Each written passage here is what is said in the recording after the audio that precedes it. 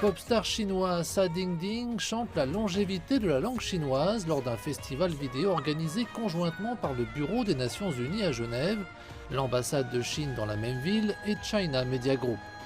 Il s'agit de célébrer la journée de la langue chinoise. Cet événement se déroule lors de la période du calendrier lunisolaire appelé pluie des graines. Ce moment marque à la fois l'accueil par les Chinois des pluies printanières et, en croire la légende, époque de l'invention de la langue chinoise.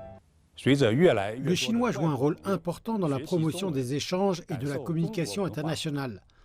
Alors que de plus en plus d'amis étrangers commencent à apprendre le chinois, à découvrir la culture chinoise, le monde comprendra mieux la Chine. L'un de ses amis étrangers est le vlogueur britannique Stuart Wiggin, dont les compétences linguistiques lui ont permis de documenter son exploration de certaines régions reculées de Chine. La directrice générale de l'ONU à Genève affirme que la réponse mondiale à la pandémie a mis en évidence la nécessité d'une meilleure compréhension. La pandémie a exposé les barrières linguistiques dans les sociétés du monde entier. Les groupes marginalisés et les minorités linguistiques se sont battus pour avoir accès à des informations de qualité et en temps opportun. Afin de garantir une réponse mondiale solide et coordonnée à la pandémie, nous devons d'abord nous comprendre.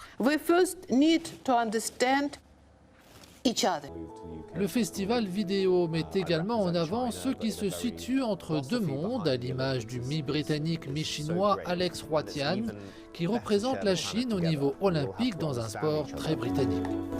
Nous n'avons pas à être d'accord les uns avec les autres. Se comprendre est plus important que d'être d'accord. Le défi d'apprendre la langue a également été apprécié. Certains ont plus de difficultés que d'autres. Mais ceux qui maîtrisent si bien cette langue se sont même inscrits à un concours ouvert aux non-chinois pour démontrer leurs compétences linguistiques. À ce stade, je tiens à féliciter tous les lauréats et les participants. Vous avez utilisé la même langue, mais vous avez laissé le monde entendre des voix différentes. Beaucoup de voix, un seul monde.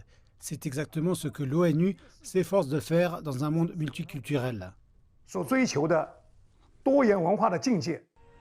Lors du spectacle a également été joué le carillon des cloches de l'aube, une pièce interprétée spécialement pour la journée de la langue chinoise par Jean-François Maljean et dédiée aux habitants de Wuhan qui ont lutté contre la pandémie à ses débuts. Le président de China Media Group a salué les efforts des participants du monde entier au festival vidéo, le décrivant comme un message du printemps envoyé au monde.